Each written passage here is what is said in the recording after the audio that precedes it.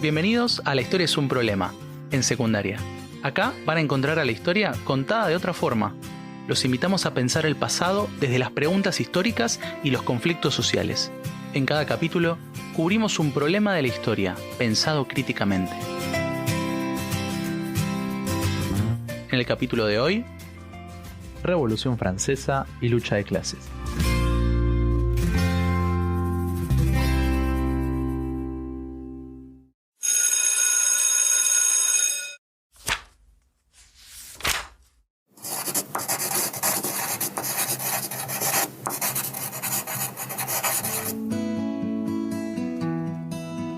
Hacia 1789, Francia experimenta un cambio drástico en su forma de gobierno, en la producción económica y en sus relaciones sociales.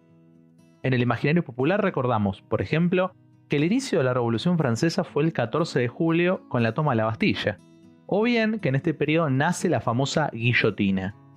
Pero sabemos que la realidad es mucho más compleja que eso, así que vamos a pasar en limpio quiénes y por qué hicieron esta revolución.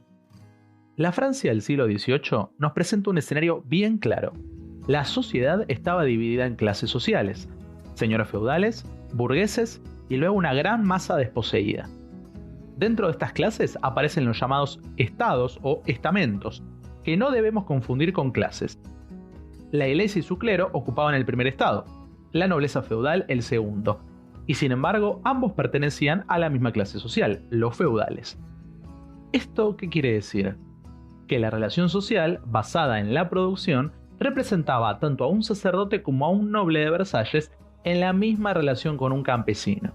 Los dos primeros estados representaban la relación feudal de explotación sobre la gran masa de trabajadores agrarios. Del otro lado tenemos al tercer estado, que incluía a la burguesía, basada en el comercio y protagonista de la revolución, así como a los campesinos, asalariados y artesanos. Si bien hoy asociamos al burgués o al capitalista con la clase antagónica del trabajador u obrero, en esta época ambos pertenecen al mismo estamento.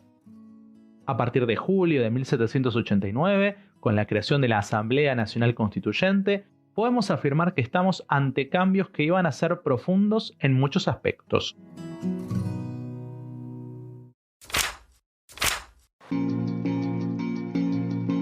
Entonces, ¿quién hace la revolución?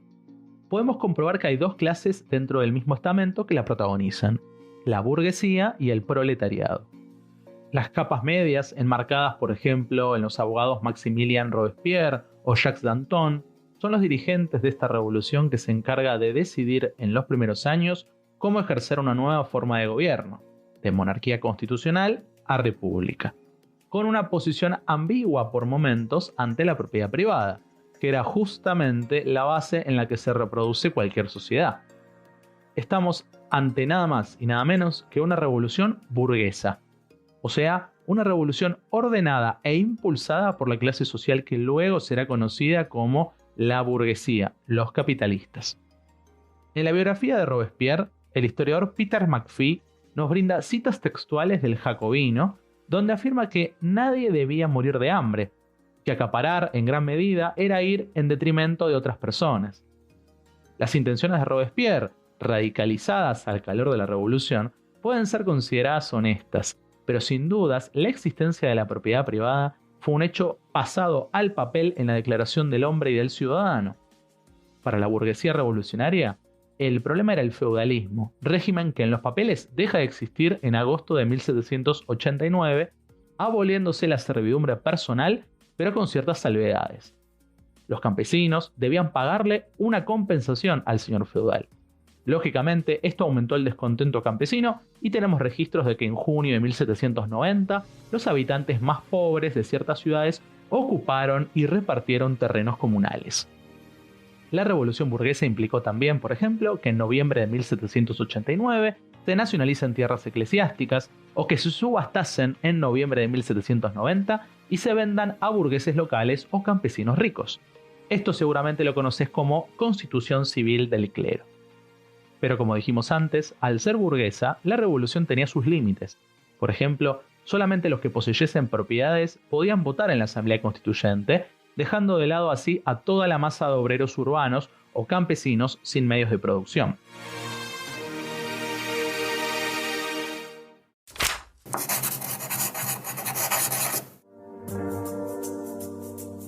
Entonces, ¿qué rol tuvo el pueblo en la revolución? La burguesía convoca a los sectores más bajos del tercer estado para que impulsen la revolución en las calles: artesanos, campesinos, tenderos y un incipiente proletariado. Entre estos últimos, los llamados sans-culottes serán una pieza clave. Exigen racionamiento de víveres, igualación de fortunas y partición de los latifundios. El historiador Daniel Guérin, en su libro La lucha de clases en el apogeo de la Revolución Francesa, analiza cómo para 1792 los sectores bajos de la sociedad francesa se separan de la burguesía, enfrentándose en el día a día. Esta lucha, si bien no implicó la intención de abolir el capitalismo como modelo económico y social, sí vio la lucha por mejoras en la calidad de vida del pueblo francés. Los sans-culottes tomaban mercados y exigían precios justos de los víveres y culpaban al propio Estado revolucionario por no cuidar a su pueblo. Al calor de una revolución que mostraba sus límites, surgió Graco Babeuf, un teórico revolucionario que llegó a proponer medidas que hoy consideraríamos socialistas. Formó la llamada Conspiración de los Iguales en 1795 y llegó a proponer tales cosas como que el trabajo y el goce deben ser comunes para todos, no deben haber ricos ni pobres y que el objetivo de una sociedad es eliminar la desigualdad y lograr el bienestar de todos. Babeuf fue un adelantado. Sus ideas no calaron en la sociedad francesa porque sus condiciones históricas iban hacia otro lado, el capitalismo. En síntesis, la Revolución Francesa muestra la capacidad organizada para llevar adelante la transformación de una sociedad, pero con límites propios de su época.